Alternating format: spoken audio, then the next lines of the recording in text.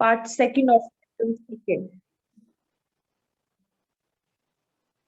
Okay, start from page number 17, that is I want to drive a car. This is the second part of lesson second.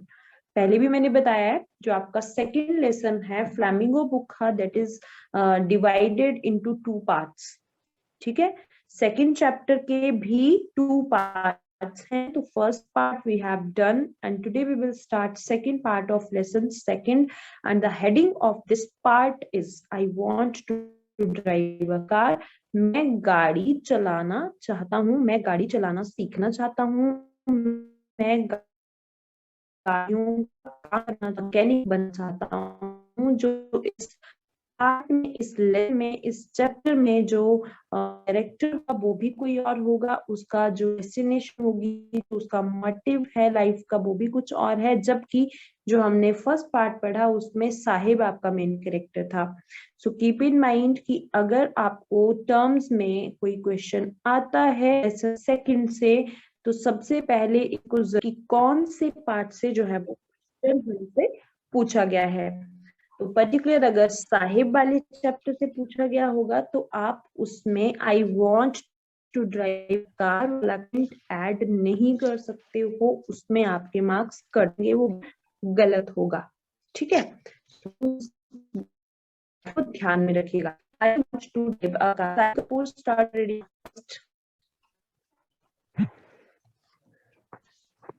Ma'am 15 के बाद तो page ही नहीं है book में.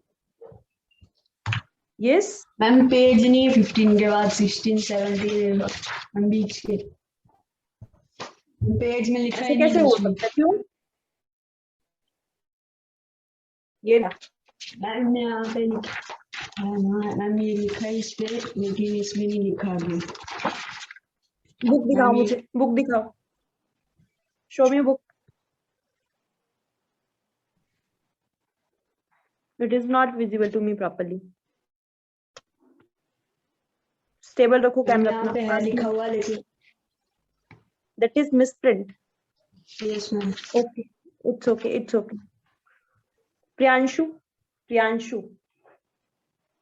Yes, sir. Yes, beta. Start reading. I want to drive a car. I want to drive a car. Mukesh insists on being his own master. I will be a motor mechanic, he announces. Do you know anything about cars? I ask. I will learn to drive a car, he answers, looking straight into my eyes. His dreams looms like a mirage amidst the dust of streets that fills his town, Firozabad, famous for its bangles. Every other family in Firozabad is engaged in making bangles.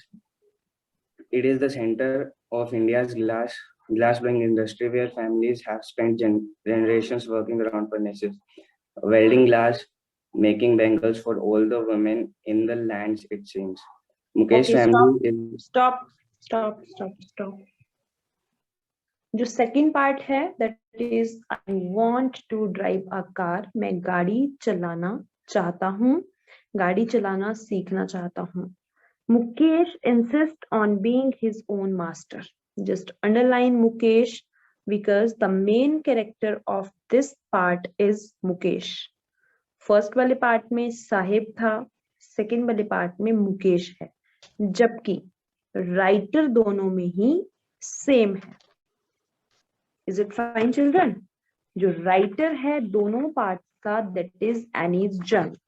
Annie's जंग ने अलग अलग जगह पे जाकर अलग अलग जो एक एक्सपीरियंस है, जो एक रिसर्च वर्क है वो किया है.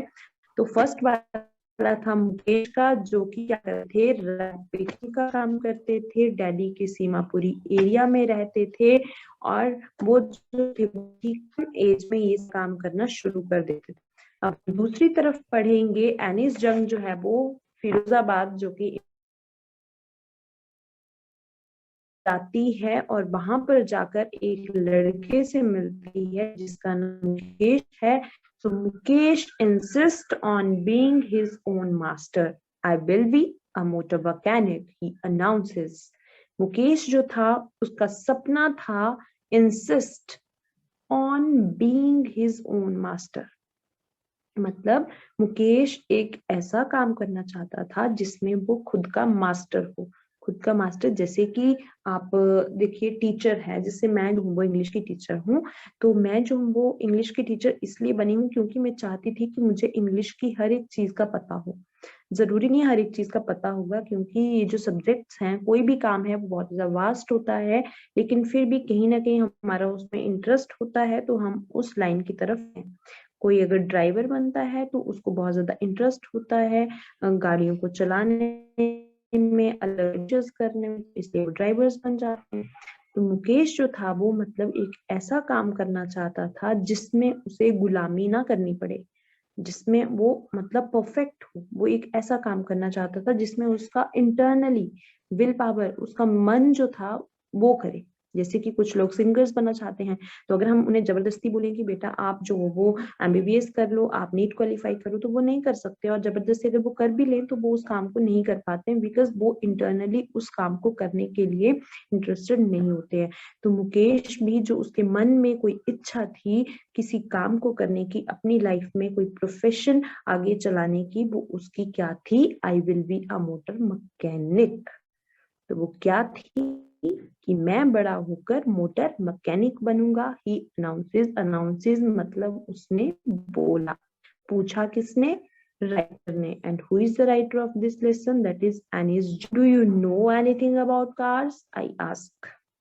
जब उसने मुझसे कहा कि मैं जो हूँ वो मोटर मैकेनिक बनना चाहता हूँ, तो मैंने मुकेश से पूछा, क्या तुम गाड़ियों के में जानते हो? I will learn to drive car. He answers, looking straight into my eyes. ध्यान से सुनना, ध्यान से पढ़ना। बाद में जब मैं पूछूंगी ना, नहीं आया फिर देखना। यहाँ पे ये मतलब ऐसे नहीं बैठे रहने आंखें खोल के, बस बैठे हैं यहाँ पे फिजिकली और मेंटली पता नहीं कहाँ चल रहे हैं। वन बाई वन वर्ड का मैं मीनिंग बताती हूँ, हर एक लाइन सेंटेंस में आपका एक्सप्लेन करती हूँ। जब आपकी टर्न आती है ना, तो आप बस 3-4 बच्चों को छोड़ के, I will learn to drive a car, he answers. मैं ये भी पूछ सकती हूँ कि who is I in this paragraph? तो आपको पता होना चाहिए ही कौन आ रहा है यहाँ पे, ही किसके लिए यूज किया जा रहा है, हिज किसके लिए यूज किया जा रहा है, आई किसको बोला जा रहा है। तो इन चीजों को ध्यान में रखा करो। And nobody will see towards the device. Device की तरफ कोई नहीं देखेगा। You all have books, books की तरफ देखेंगे सभी। बस आपका कैमरा ऑन होना चाहिए, पर आप जो है वो डिवाइस की तरफ बिल्कुल नहीं देखेंगे। It is harmful for your eyes. ठीक है। His I will learn to drive a car, he answers looking straight into my eyes. उस बच्चे ने, मुकेश ने मेरी आंखों की तरफ देखते हुए कहा कि मैं जो हूँ बड़ा होकर गाड़ी चलाना सीखूंगा, गाड़ी के हर पार्ट के बारे में स्टडी करूंगा, और मैं क्या बनूंगा? मोटर मैकेनिक बनूंगा। His dream looms like a mirage amid dust, the dust of streets that fills his town, Firozabad, famous for its bangles. Keep in mind, जो फिरोजाबाद है उसे चूड़ियों का शहर भी कहा जाता है। ये आपके जीके में भी क्वेश्चन बनता है कि जो इंडिया में चूड़ियां बनाई जाती हैं वो कहाँ बनाई जाती हैं? फिरोजाबाद में बनाई जाती हैं। ठीक है। His dream looms like a mirage. Mukesh का जो सपना था मोटर मैकेनिक बनने का, जब उसने राइटर के साथ बोला कि मैं मोटर मैकेनिक बनना चाहता हूँ, तो यहाँ पे राइटर रियलाइज कर रही है कि हिज ड्रीम यानी मुकेश का जो सपना है वो कैसा प्रतीत होता है उसको? लूम्स लाइक अ मिराज, मतलब धुंधला लगता है। धुंधला क्यों लगता है वो हम आगे स्टडी करेंगे। His dream looms like a mirage amid dust, the dust of streets that fills his town Firozabad. जैसे कि फिरोजाबाद की गलियों में शीशे की धूल चारों तरफ फैली होती है और उसमें कुछ क्लियरली दिखाई नहीं देता, वैसे ही इस बच्चे का सपना जो एक मैकेनिक बनने का था वो मुझे धुंधला प्रतीत हो रहा था। और जो फिरोजाबाद है that is famous for its bangles. Firozabad वहां पे बनने वाली चूड़ियों के लिए बहुत प्रसिद्ध है। Every other family in Firozabad is engaged in making bangles. Firozabad का हर दूसरा परिवार, यानी फिरोजाबाद का हर परिवार का मैक्सिमम जो सदस्य होते हैं वो किस काम में लगे हुए हैं? एंगेज्ड इन मेकिंग बैंगल्स, चूड़ियां बनाने का काम करते हैं। कोई पर्टिकुलर गांव होगा, पर्टिकुलर टाउन होगा जहाँ के मैक्सिमम लोग जो हैं वो चूड़ियों को बनाने का काम करते हैं। It is the center of India's glass blowing industry, where families have spent generations working around furnaces, welding glass, making bangles for all the women in the land, it seems. क्या कहती है राइटर कि ये जो फिरोजाबाद है, it is the centre of India's glass blowing industry, कि फिरोजाबाद भारत की सबसे बड़ी शीशा पिघलाने वाली इंडस्ट्री है। फिरोजाबाद में शीशे को पिघलाने वाली बड़ी बड़ी इंडस्ट्रीज हैं, जहां पे where families have spent generations working around furnaces. furnaces होता है भट्टियां, ठीक है, जहां पे फिरोजाबाद में कई सदियों से, कई जनरेशंस, यानी हमारे दादा, उनके भी दादा, उनके भी दादा, कई टाइम से लोग जो हैं वो चूड़ियां बनाने का काम करते आ रहे हैं। और कहाँ पे काम करते हैं? वर्किंग अराउंड फर्नेसेस, यानी अब शीशा पिघलेगा, फिर चूड़ियां बनेंगी, कोई भी काम होगा तो वो भट्टियों के ऊपर ही पिघलाया जाएगा। देखते हो आप लोहे का जो काम होता है, तो वहां पे भी लोहे को कैसे पिघलाते हैं? पहले उसको गर्म करेंगे, फिर उसको पीटेंगे, फिर उसके बाद जो है वो वेल्ड करेंगे, है ना, मतलब तो वो तो फिर भी इजी है। लेकिन जहाँ पे शीशा पिघलाया जाता है तो बड़ी बड़ी भट्टियों में जो है वो काम किया जाता है, तो वहां पे लेबर क्लास काम करती है। तो फिरोजाबाद के ये जो लोग हैं, कई टाइम से, उनके बुजुर्गों से लेकर ये आज तक जो है वो उन भट्टियों के चारों तरफ काम करने में लगे हुए हैं। वेल्डिंग ग्लास, शीशे को वेल्ड किया जाता है। अगर आप भी घर में एक बैंगल देखोगे, चूड़ी देखोगे, तो जो चूड़ी सर्कल में होती है वो एक जगह पे उसको वेल्ड किया होता है, जोड़ा होता है उसको, ठीक है। तो एक चूड़ी को वेल्ड करना दैट इज वेरी इजी, पर पूरी कंट्री के लिए, आउट ऑफ कंट्री जब इतना सामान जा रहा है तो कितना ज्यादा काम उन लोगों को करना पड़ता होगा, है ना। So making bangles for all the women in the land it seems, शीशे को वेल्ड करना, उनसे चूड़ियां बनाना, यानी ये सारा काम जो है वो फिरोजाबाद में चला रहता है। और वहाँ के जो लोग हैं, जो लोकल लोग हैं, वो इन्हीं कामों में लगे हुए हैं। उससे बाहर उनकी जो थिंकिंग है, जो मेंटल सेटअप है, वो बिल्कुल नहीं है। क्यों नहीं है?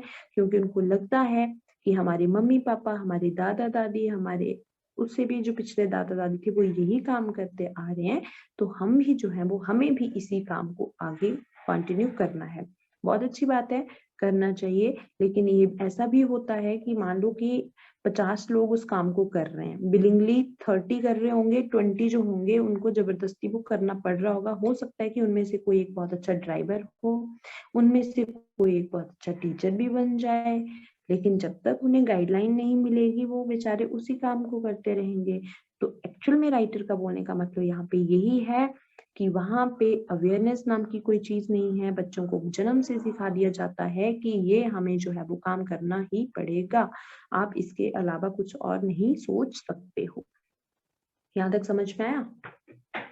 पूरी देश की लड़की वुमेन के लिए जो है वो वहां पे क्या बनाई जाती हैं? बैंगल्स बनाई जाती हैं। यानी फिरोजाबाद की ही चूड़ियां जो है वो पूरी कंट्री में बिकने के लिए आती हैं, आउट ऑफ कंट्री भी जाती हैं। पर जो आपका इंडिया है, यहाँ पे हिंदू रिलीजन को हम मानते हैं, तो हमारे धर्म में चूड़ियों की बहुत ही ज्यादा अहमियत है।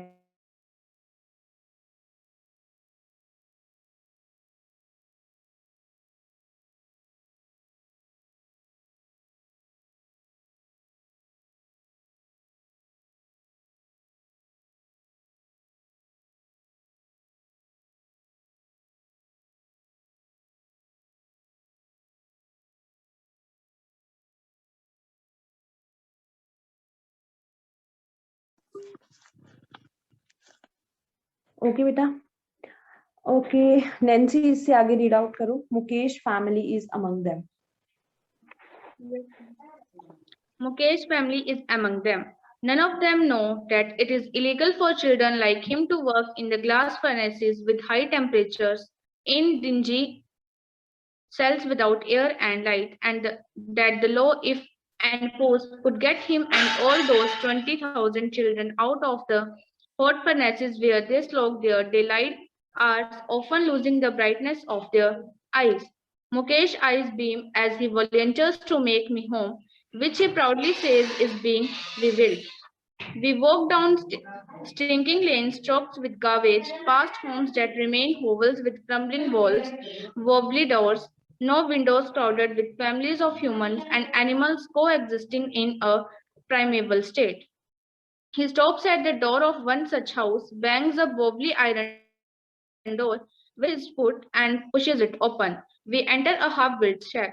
In one part of it, touched with dead grass, is a firewood stove over which sits a large vessel of sizzling spinach leaves. On the ground, in large aluminium platters, are more chopped vegetables. A frail young woman is cooking the evening meal for the whole family. Through eyes filled with smoke, she smiles. Stop. She is the Stop Nancy. Nancy stop बेटा. First paragraph सभी को समझ में आ गया? Yes ma'am. बेटा देखिए, अगर आप ना पूरा लेसन रीड आउट करते हैं, उसको समझते हैं, तो आपको लिखने में बिल्कुल प्रॉब्लम नहीं होगी. आपको वो लर्न नहीं करना पड़ेगा. मतलब एक तरह से स्टोरी की तरह इसको समझा करो.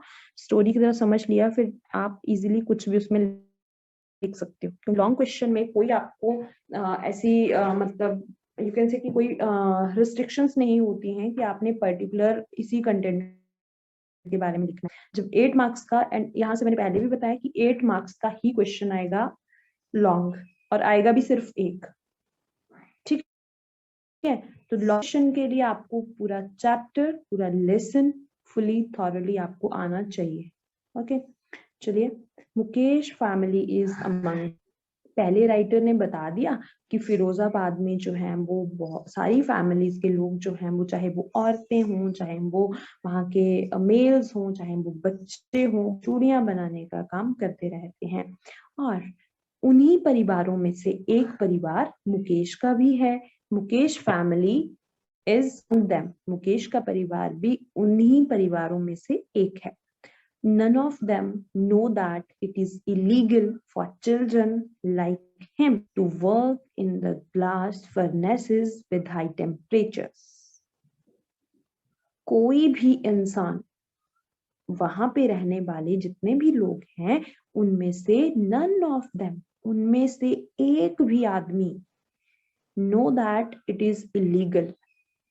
कोई भी ऐसा, किसी को ऐसा बिल्कुल पता नहीं है कि फॉर चिल्ड्रन लाइक हिम, कि मुकेश जैसे बच्चों से काम करवाना इतनी बड़ी बड़ी फैक्ट्रीज में, इतने हाई टेम्परेचर में काम करवाना इन डिजी सेल्स. डिजी सेल्स का मतलब है कि ऐसे घर, ऐसे कमरे जहाँ पे ना तो सनलाइट आती है, ना तो प्रॉपर वेंटिलेशन है, ना तो हवा आती है, ना फैंस लगे हैं. यानी बहुत ही, आप ये कह सकते हो कि घुटन वाले जो रूम्स होते हैं, जैसे आप लोग अपना घर बनाते हो ना, तो कुछ लोगों के घर बहुत ही डाउन वाली जगह पे होते हैं. तो वहां पे जो आपके आर्किटेक्ट होता है वो आपको ये सजेशन दे देता है कि आप ऐसा करो, नीचे वाले जो रूम्स होते हैं उनको एज अ मतलब स्टोर रूम बना लो, या उसको किसी और चीज के लिए यूटिलाइज कर लो, क्योंकि बहुत डाउन में रहेगा तो यहाँ पे ना तो हवा आएगी प्रॉपरली, ना सनलाइट आएगी, तो यहाँ पे मतलब रहना बहुत ही टफ हो जाता है. ठीक है, तो वैसे वैसे वाले कमरों में मतलब बोल रही है कि none of them know that, कि कोई भी वहां पे, इवन पेरेंट्स को नहीं पता है, सराउंडिंग के नेबरहुड में जो लोग रहते हैं उनको नहीं पता है कि मुकेश जैसे छोटे छोटे बच्चों से इतनी बड़ी बड़ी इंडस्ट्रीज में, टेम्परेचर्स वाली फैक्ट्रीज में, इतने गंदे कमरों में जहाँ पे ना तो लाइट की फैसिलिटी है, ना तो हवा है, काम करवाना जो है वो एक क्राइम है, एक जुर्म है, एक ऑफेंस है. पता है ना आपको, चाइल्ड लेबर जो है वो एक क्राइम है. मतलब गवर्नमेंट ने हमारे संविधान में बच्चों को एक फ्रीडम दी है कि इतनी एज तक बच्चों से आप अपनी दुकानों पे, अपनी इंडस्ट्रीज में, फैक्ट्रीज में, कहीं पे भी आप उनसे लेबर का काम नहीं करवा सकते हो। क्यों नहीं करवा सकते हो? क्योंकि बच्चे जो होते हैं वो बहुत छोटे होते हैं, उनको सिर्फ किस चीज का लालच होता है? खाने पीने का लालच होता है कि हमें जो है वो अगर इतना सा काम करने के ऊपर 100 रुपीज मिल जाएगा तो हम वो काम को करने के लिए इजिली राजी हो जाते हैं। लेकिन वो उसका बैड इफेक्ट नहीं देखते कि इससे उनकी जो स्टडी है उसको लॉस हो रहा है, उनका जो बचपन है उस पे लॉस हो रहा है, उनकी जो एक ग्रोथ की, जो उनका एक मेंटल, फिजिकल, सारी की सारी जो ग्रोथ होती है, डेवलपमेंट होती है, उसका लॉस हो रहा है। वो उस चीज से बिल्कुल अनअवेयर होते हैं, तभी तो उनको बच्चे कहा। ठीक है, तो इसलिए हमारे संविधान में चाइल्ड लेबर जो है वो क्या है? एक ऑफेंस है। तो राइटर कह रही है कि मैंने वहां जाकर देखा कि वहां पे छोटे छोटे बच्चे जो थे वो फैक्ट्रीज में काम कर रहे हैं, और कोई इंसान वहां पे ऐसा है ही नहीं जिसको इस बारे में पता है कि बच्चों से काम करवाना, मुकेश जैसे बच्चों से काम करवाना, इतने हाई टेम्परेचर में, इतने गंदे सेल्स में, सेल्स मतलब एक अपार्टमेंट, एक तरह से कमरा जहां पे ना तो लाइट है, ना तो हवा है, ना तो पानी है, काम करवाना जो है वो इलीगल है। इलीगल मतलब जुर्म। ठीक है, that the law, if enforced, could get him and all those 20,000 children out of the hot furnaces where they slog their daylight hours, often losing the brightness of their eyes. साथ में writer कहती है कि that the law, if enforced, अगर वहां पे इस कानून को जबरदस्ती लागू किया जाए, कानून ही तो है जिससे कि हम आप लोगों को डर है। हमें पता है कि हम गलत काम करेंगे तो हमें जेल हो सकती है, तभी डरते हैं ना हम लोग। नहीं तो कोई भी किसी को मारकर चला जाता, कोई भी कुछ भी कर देता। हमें डर है। हर घर पे तो पुलिस नहीं है, पुलिस स्टेशन में ही हमें पुलिस मिलेगी, हर घर पर तो नहीं आती कि आपके हर घर के बीच वहां पे पुलिस घूमती रहती, नहीं घूमती है। लेकिन हमारे माइंड में बचपन से ही क्या है, हमें पता है, हमारी एजुकेशन हमें सिखाती है कि कुछ लॉज हैं, कुछ कंडीशंस हैं, कुछ ऐसा हमारा मतलब चीजें बनी हुई हैं जिसके अगेंस्ट जाकर, अगर हम अगेंस्ट जाकर काम करते हैं तो हमें जो है वो उसकी सजा मिलेगी ही मिलेगी। ठीक है, तो यही सब चीजें हैं जिससे कि हम लोग जो है वो गलत काम नहीं करते हैं। ठीक है, तो कहती है राइटर कि अगर ये वाला कानून वहां पे एनफोर्स किया जाए, वहां पे लागू किया जाए, तो सच में ही लगभग 20,000 से ज्यादा बच्चे, जो मुकेश की उम्र के बच्चे हैं, लगभग 20,000 से ज्यादा वहां पे हॉट फर्नेसेस में, गर्म भट्टियों में, उन फैक्ट्रीज में काम करते हैं जहां पर वो बेचारे अपने पूरे दिन के डे लाइट आवर्स, मतलब दिन के जो टाइम होता है बच्चों के लिए, दिन का टाइम मतलब खेलने का टाइम, खेलते हैं तभी तो उनका मेंटली, स्पिरिचुअली, उनका फिजिकली सारा का सारा डेवलपमेंट होती है। तो राइटर कह रही है स्लॉग होता है धब्बे धब्बे लगा देना, मतलब वो बच्चे वहां पर काम करके अपने बचपन के दिनों को, बचपन के लम्हों को, अपने दिन के टाइम को जो है वो क्या कर देते हैं, पूरी तरह से काम करके उनको धुंधला बना देते हैं। यानी ये एज उनकी खेलने की है, ये एज उनकी पढ़ने की है, ये एज उनकी खाने की है, जबकि वो इस एज में क्या कर रहे हैं, पूरा दिन फैक्ट्री में काम करते हैं। ठीक है, often losing the brightness of their eyes, और वहां पर काम करने के साथ साथ जब इतना ज्यादा काम करना है, शीशे को पिघलाना है, शीशे को वेल्ड करना है, तो वो डस्ट जब उड़ रही है, बेशक वो दिखती ना हो, बहुत पतली हो, जाना कभी आप, अगर आपके सराउंडिंग में कहीं पे शीशे को काटा जाता हो, बहुत बारीक सा पाउडर निकलता है, लेकिन फिर पता क्या करना, जो नीचे पाउडर गिरा होगा उस सारे को क्या करना, इकट्ठा करना, तो वो फिर से क्या बन जाएगा, कांच बन जाएगा। पता है ना आपको, हम किसी चीज को जिसे मान लेते हैं, चीज लेते हैं, हम पनीर की बात हम करते हैं, उसे हम क्या कर रहे हैं, उसमें मतलब एक तरह से ग्राइंडिंग कर रहे हैं, तो वो नीचे जो साइड साइड में गिरता है, वैसे वो बहुत पतला हमें दिखता है, लेकिन जब हम उसको इकट्ठा करके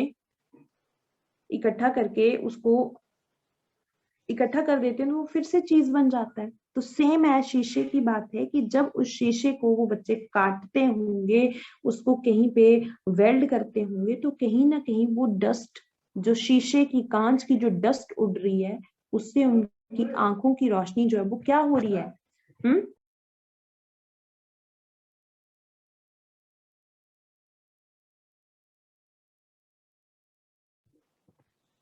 ठीक है। तो उस डस्ट की वजह से, कांच की डस्ट की वजह से उन बच्चों की आंखों की रोशनी जो है वो बहुत जल्दी जो है वो आंखों से अंधे हो जाते हैं। आप अपने सराउंडिंग में देखो कि जब डस्ट, धूल उड़ती है, सिंपल धूल, मिट्टी वाली धूल उड़ती है, उससे हमें अपनी आंखों में इचिंग होना शुरू हो जाती है। कुछ ऐसे लोगों के घर होते हैं जो बिल्कुल रोड हेड होते हैं और वहां पे डेली बहुत ज्यादा धूल वगैरह आती है, तो उनकी आईज और एक उस बच्चे की आईज का अगर चेकअप करवाया जाए, जिनका घर बिल्कुल ऐसे पीसफुल एरिया में है, जहाँ पे ग्रीनरी है, जहाँ पे इतनी डस्ट नहीं है, तो दोनों की जो आईज होंगी, दोनों के जो लंग्स होंगे, उनमें बहुत ज्यादा फर्क होगा। ठीक है।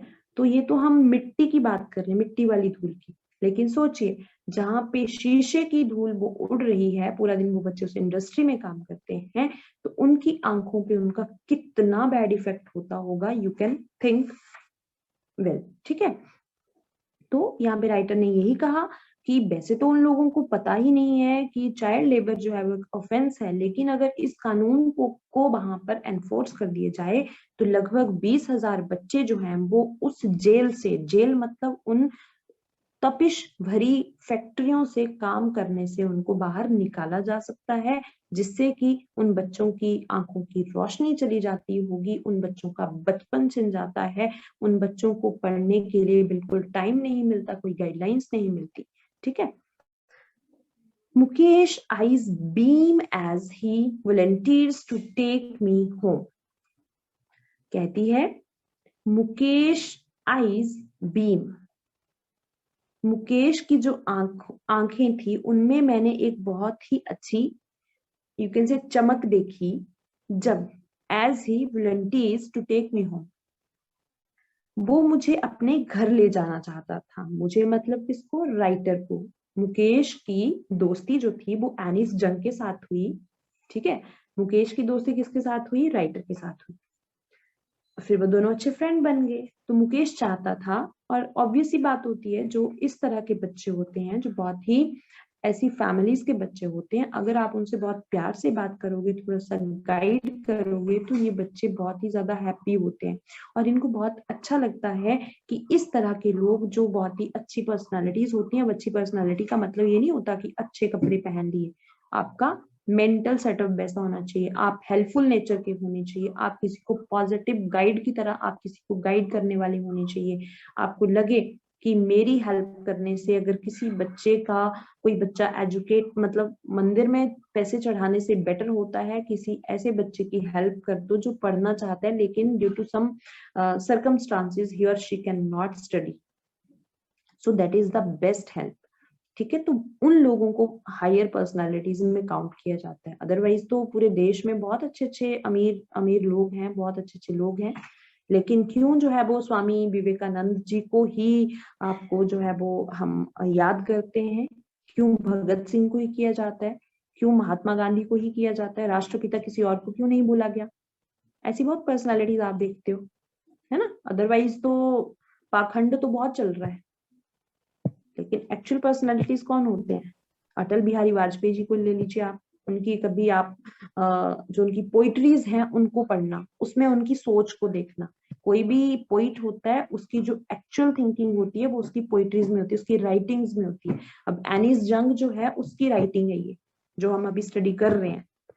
तो हमारे मन में कभी आ सकता है किसी बच्चे के लिए इतना प्यार, किसी गरीब बच्चे के लिए, किसी झुग्गी झोंपड़ी वाले बच्चे के लिए हेल्प की भावना हमारे मन में आ सकती है?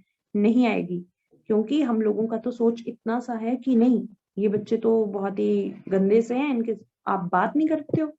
हेल्प की बात तो दूर रही, हम लोग बात तक नहीं करते हैं, ये सोचकर कि ये हमारे लेवल के नहीं है। पर ऐसा नहीं होना चाहिए। ठीक है। हम तभी बिल्कुल उस तरीके से हमारी पर्सनालिटी तभी बनती है जब हम जो है वो इस तरह की सोच रखते हैं। ठीक है, तो वो जो मुकेश था वो एनिस जंग को अपने घर ले जाना चाहता था और वो बहुत खुश हो रहा था कि मतलब मेरे साथ जो है वो ये मेरे घर चलेंगी, which he proudly says is being revealed। और मुकेश ने बहुत ही गर्व के साथ प्राउडली मेरे साथ कहा कि प्लीज आप मेरे घर चलो और मेरा जो घर से रिवेल्ट मतलब हम अपने घर को रेनोवेट कर रहे हैं, हम अपने घर को फिर से बनवा रहे हैं। ठीक है, कहीं से टूट गया होगा, वहां से उसको वो मतलब ठीक करवा रहे होंगे। We walked down stinking lanes choked with garbage। Writer कहती है मैं उसके साथ चलती गई और हम कैसी कैसी गलियों से होकर गए। We walked down stinking lanes choked with garbage। हम ऐसे रास्तों से गए जहां पर चारों तरफ बहुत ज्यादा गंदगी पड़ी हुई थी। कहीं पे गंदा पानी था, कहीं पे कूड़ा था, कहीं पे कुछ था, मतलब बिल्कुल भी हाइजेनिक वो एटमॉस्फेयर एनवायरनमेंट नहीं था। सराउंडिंग जो थी वो बहुत ही गंदी थी। Past homes that remain hovels with crumbling walls। और वहां पे जो घर थे, उन गलियों में जो घर थे, जो एक बस्ती थी जहां पे मुकेश का भी घर था, तो उस बस्ती में जो साथ साथ में घर थे उनकी जो दीवारें थी वो कैसी थी? hovels with crumbling walls, यानी जैसे कि जो जैसे मान लो ये दीवार है तो यहाँ से वो टूट गई है, बीच में एक तरह से वो फट गई है, इस तरह की दीवारें थी, यानी प्रॉपर दीवारें। अब यहाँ पे जैसे आप लोगों की वॉल्स हैं वो बिल्कुल क्या है, स्मूथ है। तो जो मुकेश का घर जिस बस्ती में था, वहां के जो घर थे उनकी जो दीवारें थी वो बिल्कुल अच्छी नहीं थी, टूटी फूटी हुई थी। ठीक है, कहीं से कलर निकला था, कहीं से मिट्टी निकल गई थी, कहीं से जो था वो बीच में मतलब एक तरह से वो दीवारें फटने लगी हुई थी, इस तरह की दीवारें थी वहां पे। वॉबली डोर्स, वॉबली डोर्स का मतलब कि दरवाजे ऐसे थे जो फटे पुराने थे। जैसे कि मतलब ऐसे दरवाजे तो होंगे नहीं कि बहुत ज्यादा कॉस्टली होंगे, लोहे वगैरह के होंगे, टिन के होंगे। तो टिन वगैरह के जो दरवाजे होते हैं इनको जब पानी लगता रहता है, पानी लगता रहेगा प्रॉपरली, अगर उनकी आप नहीं मेंटेनेंस रखते हो तो वो नीचे से क्या होना शुरू हो जाते हैं, उनको रस्ट लगना शुरू हो जाते हैं। जब रस्ट लगना शुरू हो जाएगा तो वो फिर टूटना शुरू हो जाते हैं। तो ऐसे से दरवाजे थे, टूटे फूटे दरवाजे थे, नो विंडोज। और जो घर थे उनमें खिड़कियां, वेंटिलेटर्स बिल्कुल नहीं थे। Crowded with families of humans. और जो घर थे उन घरों में एक एक कमरे में 10-10, 15-15 लोग रहते थे, यानी बहुत ज्यादा फैमिलीज। एक एक, आपको पता है ये इन लोगों को इतनी अवेयरनेस नहीं होती है, तो मैंने कल भी बताया था कि इनकी जो मेंटेलिटी होती है कि जितने ज्यादा हमारे पास हमारे चिल्ड्रन होंगे हमारा इनकम उतना ही ज्यादा बढ़ेगा। तो एक एक कमरे में मतलब क्राउडेड फैमिलीज मतलब भीड़ भाड़ से भरे हुए कमरे, जिसमें एक एक कमरे में 10-10, 20-20 लोग रह रहे थे। एंड एनिमल्स को existing in a primal state. और साथ में अगर 2 कमरे थे तो एक कमरे में पूरा परिवार रहता था और दूसरे कमरे में बहुत ज्यादा पशु जो थे वो इन्होंने बांधे हुए थे। He stops at the door of one such house। Mukesh भी एक ऐसे ही घर के दरवाजे के पास खड़ा हुआ। अब मुझे यहाँ पे कैसे पता चला कि ही यहाँ पे मुकेश है? क्योंकि it is very much clear to us that female, sorry, your writer is female. Writer कौन है? फीमेल है। जा वो भी साथ में रही है, लेकिन हमें यहाँ पे पता चल रहा है कि राइटर फीमेल है, तो ही होगा, मुकेश ही होगा। तो ये चीजें थोड़ा ध्यान में रखा करो। He stops at the door of one such house। Mukesh की एक ही घर। अब एक ऐसा ही घर, कैसा घर? टूटा फूटा घर, जिसकी दीवारें बिल्कुल अच्छी नहीं थी, दरवाजा भी टूटा हुआ था, ना कोई वहां पे विंडोज थी। पूरे घर में 2 कमरे होंगे तो एक कमरे में बहुत ज्यादा लोग थे और दूसरे में बहुत ज्यादा बंधे हुए थे और बिल्कुल नहीं थी। ऐसे ही घर के पास वो खड़ा हुआ, दरवाजे के पास, bangs a wobbly iron door with his, और उस दरवाजा जो कि फटा हुआ था, मतलब टूटा हुआ था, उसको उसने अपने पैरों से थोड़ा सा धक्का दिया। इज इट ओपन, वो खोलने के लिए, मतलब ऐसे पहले हम नोक करते अपने पैर से ऐसे किया होगा और खोलने के लिए दिया।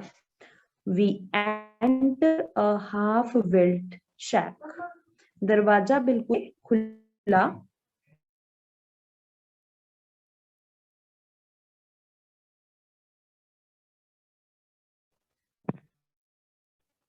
enter a half built मतलब जो दरवाजा था वो पूरा ना सिर्फ खोला। कई बार हम दरवाजे को आधा खोलते हैं और उसमें से ही हम अंदर चले, तो वो जो दरवाजा था ये खुला, हम अंदर चले गए। और one part of it as with dead grass, वो जो घर था उसका, उसकी जो छत वो सूखे घास की थी। is a firewood stove over which sizzling spinach leaves, घर के अंदर जो था वो एक चूल्हा बना हुआ था, साथ में वहां पे एक बहुत बड़ा large vessel of a sizzling spinach leaves, बहुत बड़ा, मतलब वो जो एक पतीला सा रखा होगा उसके बीच में पालक को जो था वो डाला गया था, कुछ खाना बना रहे होंगे। On in large aluminium platters are more chopped vegetables, और साथ में ही वहां पे जमीन के ऊपर, सरफेस के ऊपर एक टीन का बड़ा सा टुकड़ा था, एल्यूमिनियम का बड़ा सा टुकड़ा था, उसके ऊपर बहुत ज्यादा सब्जी जो थी वो ऑलरेडी आता है कि हमें वेजिटेबल कब कट करनी चाहिए, when we have to prepare that, जब हमें उसे पकाना है तभी कट करनी चाहिए कि 3 दिन पहले ही कट करके रख लेनी है, 6-7 दिन की, कि जब मन किया उठाई और उसको बना दिया, उसमें तो कुछ भी हमें नहीं मिलेगा, नहीं मिलेगा ना।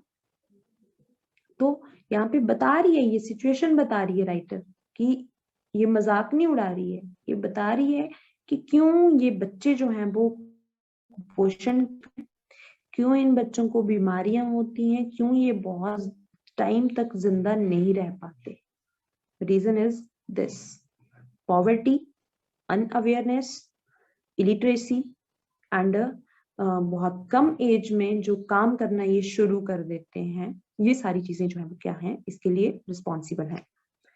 On the ground in large aluminium platters are more chopped vegetables,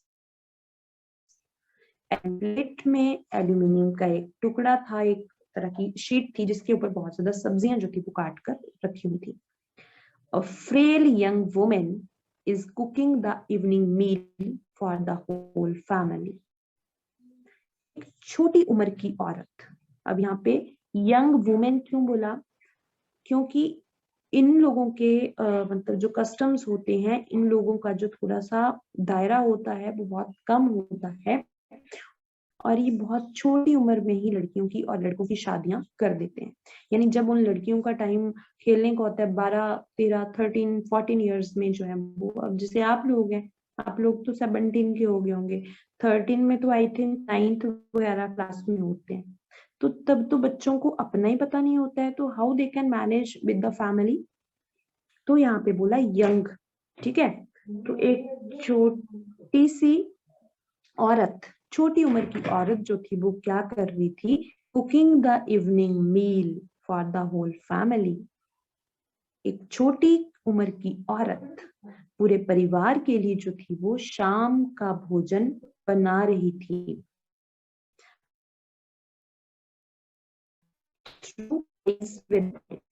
आंखें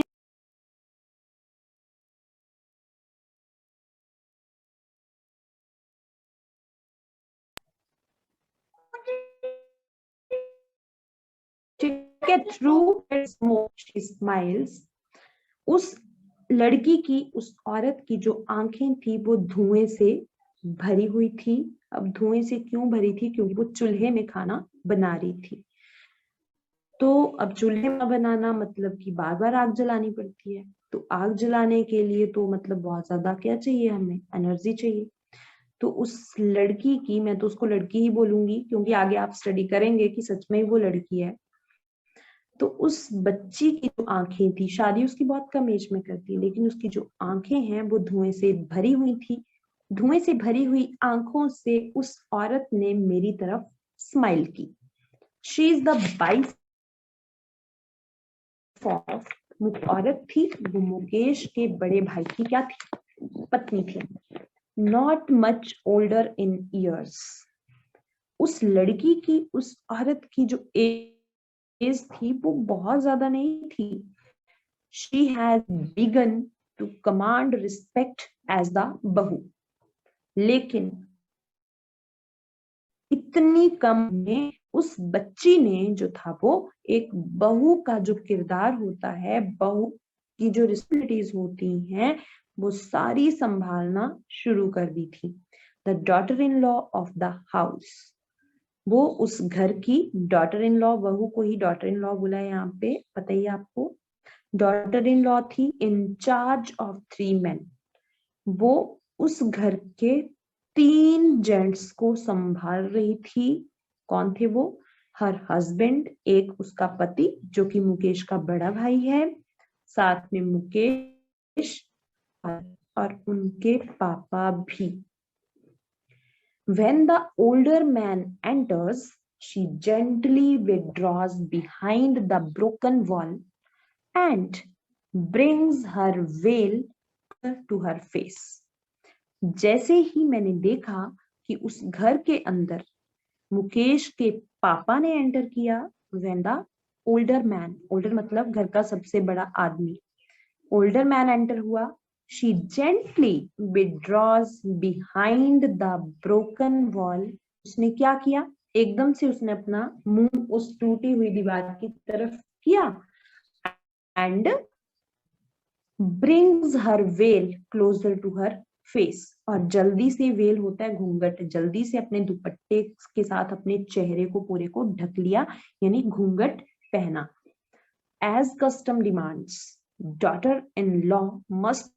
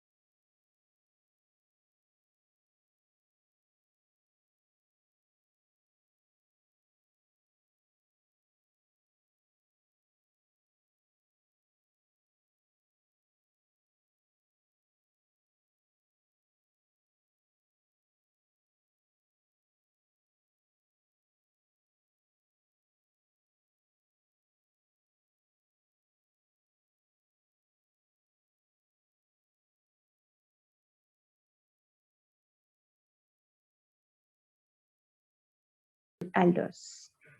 कहती है कि वहां पे मैंने देखा, और आपको भी पता,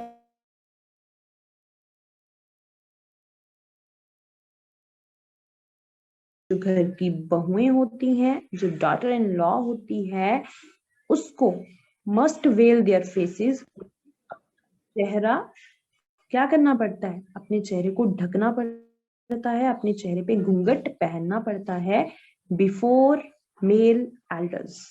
किसके सामने? अपने घर के बड़े लोगों के सामने, बड़े मेल एल्डर्स होंगे, ठीक है, जो जेंट्स होंगे, जो उनमें एज में बड़े होंगे, उनके सामने बहुओं को अपने चेहरे को क्या करना पड़ता है, घूंघट से ढकना पड़ता है.